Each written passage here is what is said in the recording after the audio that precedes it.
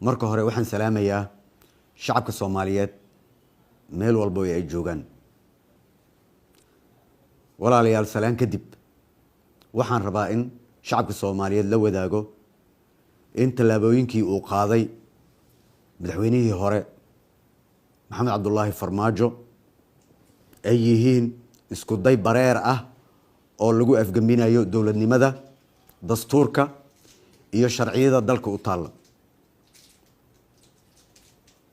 Farmaajo ka sokow inuu shuruucda dalka ku xadgudbay, wuxuu saaka weerar ciidan ku soo qaaday xafiisyada ra'iisul wasaaraha iyo xarunta golaha wasiirada, isagoo isku dayay in uu ka horjoogsado gudashada waajibaadkoodii qaran.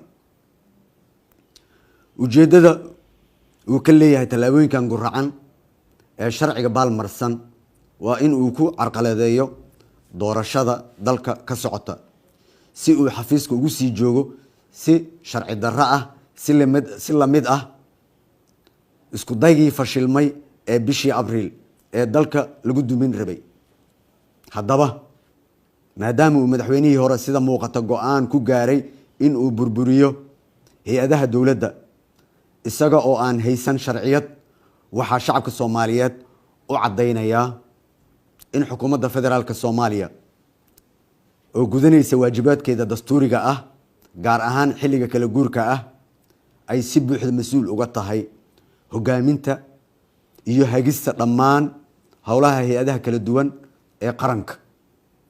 sidaa darteed waxaan farayaa dhammaan ciidamada qalabka sida in ay si toos ah uga amar qaataan xukuumadda xafiiska ra'iisul wasaaraha. cid kasta oo ka hor timaada amarkan waxaan si degdeg ah ula tiigsan doonaa hadduu alla idmo sharciga. Maxamed Cabdullaahi Farmaajo saan la wada socono waa musharax madaxweyne, waxba ugama duwana musharaxiinta kale ee xilkan u taagan. waxaan u cadeynayaa saa darteed musharax ayaa tahay, gees u istaag sida musharaxiinta kale, kursigan u tartan.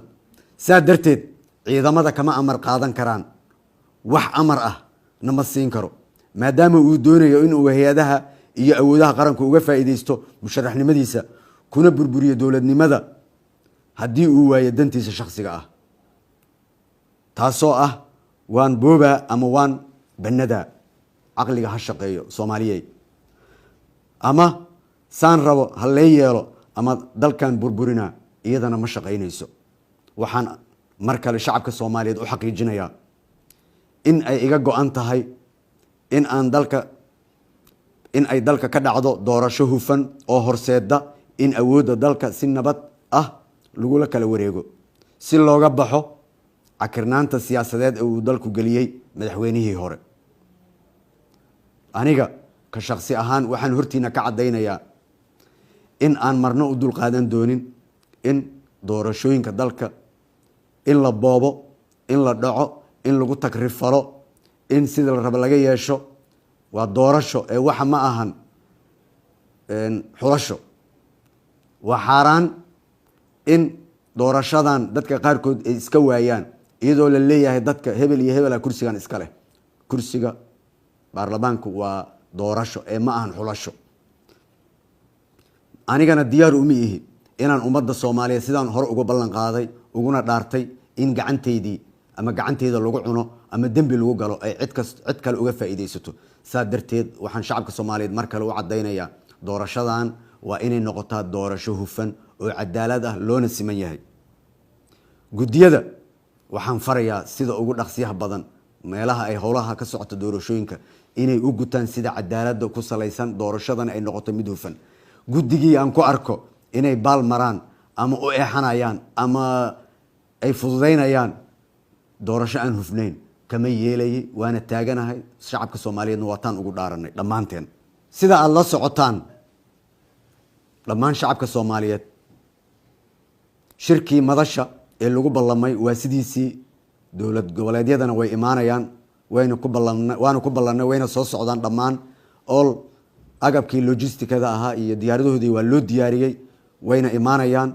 shirkan wuu furmayaa, shirkaasoo looga hadlayo dardargelinta doorashooyinka, hufnaanteeda iyo dhamaystirka sida ugu dhaqsiyaha badan doorashada. marka waxaan leeyahay shacabka Soomaaliyeed u sheegaya musharax kastana u sheegaya in iimaanka lagu qabo doorashadan waa aqoon isku dhiib, cidna kama yeelayno in kaligeed ay qoriga haysato. hal heeska maanta waa doorashaha afgambi maya. wassalaamu calaykum waraxmatullaahi wabarakaatu.